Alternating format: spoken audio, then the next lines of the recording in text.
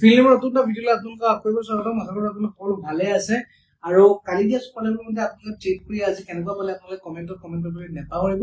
এতিয়া কাইলৈ কি ধৰণে ট্ৰেড কৰিব লাগিব তাকে আমি জানোগৈ আহক। কাইলৈ মাৰ্কেটত হয়তো আমি ভাল মোমেন্টাম এটা দেখা পাম বেছড অন আমাৰ অবজাৰভেশ্যন। কাইলৈ যদি 22,913 টো যদি ব্ৰেক হয় আমি লেভেল টু লেভেল টাৰ্গেট একদম এক্সেক্টলি 23,320 লৈকে দেখা পাব লাগে, ঠিক আছে, যদিহে আমাৰ 22,913 ব্ৰেক হয়। ক্লিয়াৰ? কিন্তু যদি ইন কেছ যদি মাৰ্কেটে যদি 22,662 যদি ব্ৰেক কৰে তেতিয়া মাৰ্কেটে এইটো ৰেঞ্জলৈকে আহিব লাগে 22,510।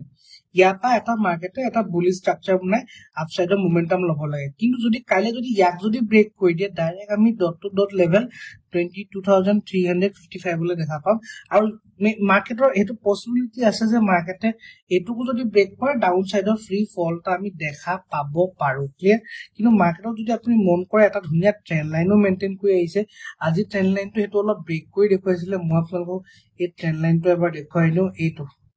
এইটো যোনটো ট্ৰেন্ড লাইন পুৰা সম্পূৰ্ণ বুলিশ ট্ৰেন্ড লাইন এটা মেইনটেইন কৰি আহিছিলে মাৰ্কেটে। আজি অকণ ব্ৰেক কৰি দেখুৱালে, ব্ৰেক কৰি দেখুৱাই এইডোখৰ পৰা এক্সেক্টলি সাপোৰ্ট ল'লে। ক্লিয়াৰ? আৰু আপুনি যদি মন কৰে ন মাৰ্কেটৰ বহুত বেছি ষ্টপ লছ এইটো এৰিয়াত পৰি আছে। এইটো এৰিয়াত বহুত বেছি ষ্টপ লছ মানুহখিনি পৰি আছে।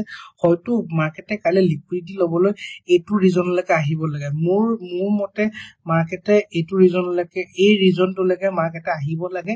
আহিলৈ ওপৰলৈ যোৱা যোনটো মোমেন্টাম হ'ব সেইটো বেছি ভাল দেখা পাম। বাট ইন কেছ মাৰ্কেটে কি কৰিব পাৰে মই আপোনালোকক এইটো এক্সটেণ্ড কৰি দেখুৱাইছো।